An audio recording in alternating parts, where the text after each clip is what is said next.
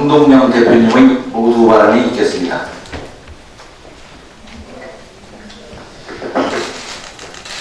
네, 태풍이 휩쓸고 지나가는 자리에 피해를 입은 분들, 인명 피해도 났고 재산 피해도 났습니다. 깊은 위로의 말씀과 신속한 복구가 이루어지기를 바랍니다. 오늘 한 가지 말씀드릴 것은 어제 그제 동대문 평화시장, 제1평화시장에 화재로 전 재산을 잃고 또 생업의 틀을 잃은 그래서 아주 추석 이후에 전망에 빠진 시민들께 안타까움과 위로를 드립니다. 예배이 끝난 대로 동대문 제1시장에 달려가서 현재 피해 현장을 살피고 화소연을 줄 생각합니다. 이와 관련해서 지금 그런 불의의 피해를 당한 태풍 피해자나 또 동대문 제1평화시장의 상인들이나 현실이 너무 참담하고 또 앞이 잘 보이지 않는 막막함을 느낄 것입니다. 이럴 때 바로 국가는 어디에 있는가에 답해야 한다고 봅니다. 이와 관련해서 지금 거대 야당이 2020 경제 대전환이라는 부호를 내걸고 제시한 민생의 방향이 아니라 민생 파탄론입니다. 파탄론. 겉포장은 민부론이라고 했습니다만 내용을 보면 부익부 빈익빈 사회로 가자 하는 것입니다. 촛불로 등장한 정부가 불평등과 양극화 문제를 해소하기는커녕 오히려 이것을 악화시키고 있는 현실에서 거대 야당이 제시한 대안이 오히려 과거로 돌아가는 부익부 빈익빈 불평등 성장론에 기초하고 있다면 우리 국민이 기댈 데는 아무 데도 없습니다. 따라서 민주평화당이 좀 더 분발하고 우리가 제시하고 있는 소상공인 연합과의 약자 동맹을 통해서 한국 사회에 새로운 희망을 만드는 것이 지금 이 시대적 과제다, 시대적 요구다 이렇게 생각합니다. 제1야당 대표가 제시한 민부론의 핵심은 규제 완화, 노동 유연화, 시장의 자유화, 작은 정부, 감세, 어디서 들어본 내용 아닙니까? 신자유주의의 핵심을 다 담고 있습니다.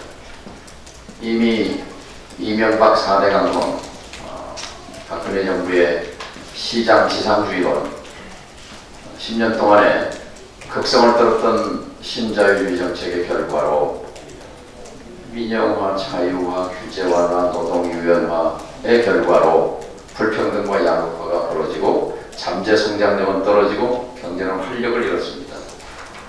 그 결과 소득주도 성장, 혁신 성장, 공정 성장을 내걸었습니다만 결과가 말해주듯이 성공하지 못하고 있습니다. 민부론이 아니라 대한민국은 민균론으로 가야 합니다. 민균론. 불균형 성장의 결과 빚어진 불평등과 양극화의 폐해를 바로잡기 위해서 민균론, 균형이 있는 민균론으로 가는 것이 시대의 요청이라고 생각합니다. 제2야당의 민생 파탄 노선에 대해서 깊은 유감을 표하면서 이 부분에 대해서 당의 브레인들을 총동원해서 민부론의 흑우를 파헤치고 민균론의 방향을 제시하는 자료를 곧 내도록 하겠습니다. 참석하신 지도부들 가능하면 모두 평화시장에 함께 다음은 조배숙 원내대표님의 모두 발언이 있겠습니다.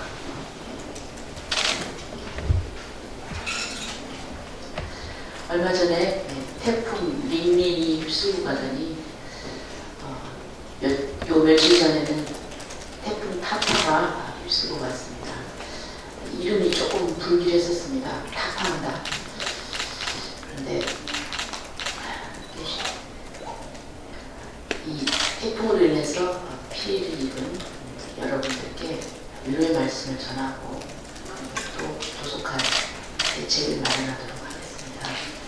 그리고 또 동대문에 제1평화시장 그쪽에 800개의 점포가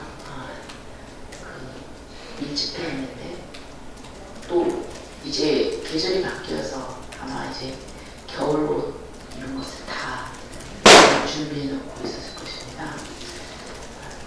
아마 그 피해를 당하는 상인들도 막막할 것입니다. 저희들은 이 소상공인을 위한 정당으로서 저희들이 소상공인들이 피해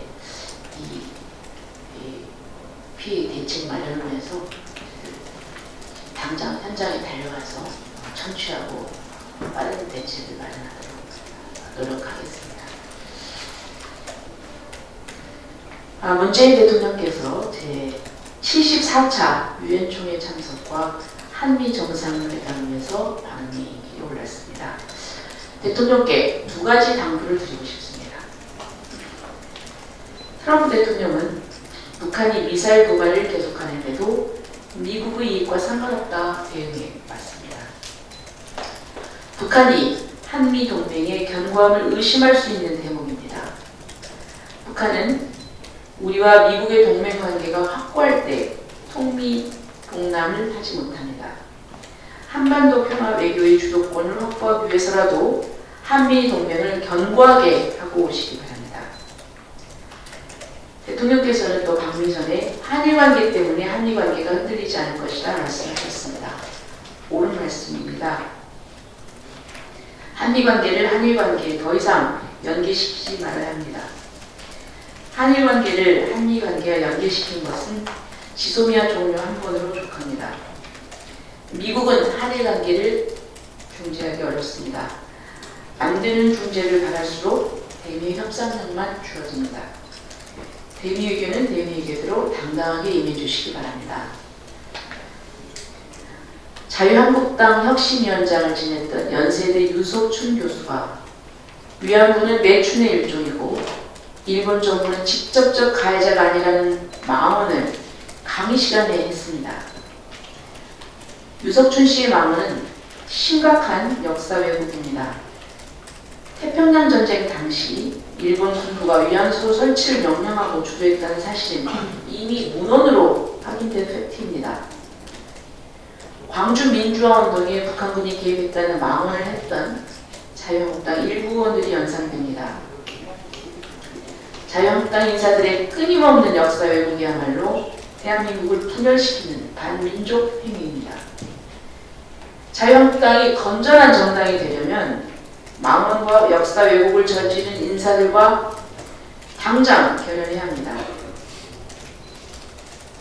자유한국당 인사가 위안부 할머니에게 망언을 하니 더불어민주당 인사는 독립운동가 자손에게 폭언을 합니다. 더불어민주당 소속 장세용 구미시장이 우리나라의 대표적인 독립운동가인 왕산 허위 선생의 종손인 허경송홍 부부에게 고성으로 막말을 하고 삿대질했습니다. 허웅의 부인은 충격으로 병원에 실려갔습니다. 더불어민주당의 오만한 눈에는 독립운동 4대 가문도 안 보이는 모양입니다. 오만함에 취해 있는 더불어민주당은 자유한국당을 욕할 자격이 없습니다. 당 지도부가 허경송 부부를 찾아가서 사죄하기 바랍니다. 세계기상기구에서 최근 5년이 인류 역사상 가장 더웠고 이산화탄소 농도가 가장 높았다는 보고서를 발표했습니다. 특히 우리나라의 온난화 추이는 세계 평균보다 더 심각합니다. 지난 10년 동안 우리나라의 연평균 이산화탄소 농도 증가량은 연간 2.4 ppm으로 전 지구 평균 2.3 ppm보다 높았습니다. 지난 8월 영국의 에너지그룹 BP는 2018년 우리나라 석탄 소비량이 전년 대비 2.4% 증가했다고 발표했습니다. OECD 국가 중 석탄 소비량이 증가한 나라는 우리나라가 유일합니다.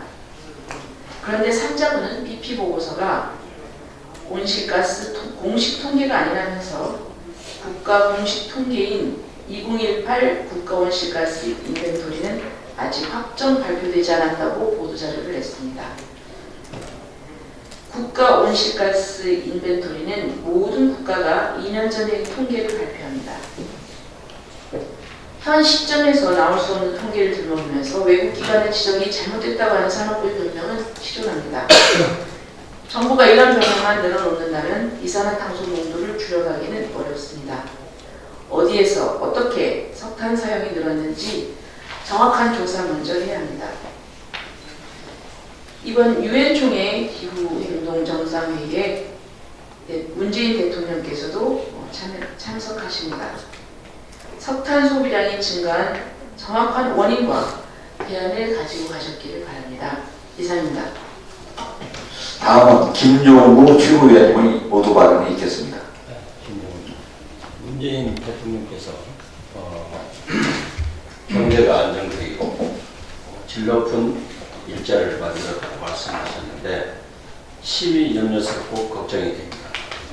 수출 제재, 또 관세 폭등, 보호무역 등으로 국제무역의 게임 법칙이 무너지고 있다는 것을 직시해야 됩니다. 우리나라는 지금 세 가지 공포가 존재한다고 합니다. 첫 번째는 경제 침체의 공포요. 두 번째는 물가 하락으로 나타나는 디플레이션 공포. 세 번째는 조국 법무부 장관 임명에 따른 정치적인 진영 공포라고 합니다. 이로 인해 가계와 기업 또 소비와 투자를 회피하고 있다면 디플레이 악순환이 된다면 과거 일본처럼 장기 불안을 초래할 수 있다는 것을 경제부처는 명심해야 할 것입니다.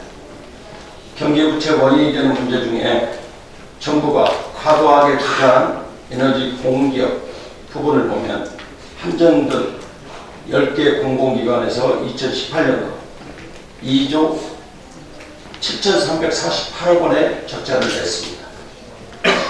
원인은 축적된 부채에 따른 이자와 매출 감소로 만년 적자에서 벗어나지 못하고 있습니다.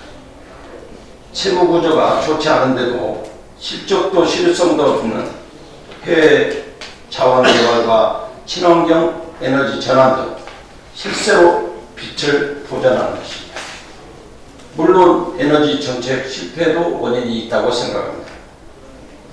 한전의 경우 올해 1조 5천억 원의 적자를 봤습니다. 부채 비율이 98%에서 112%로 상승됐습니다.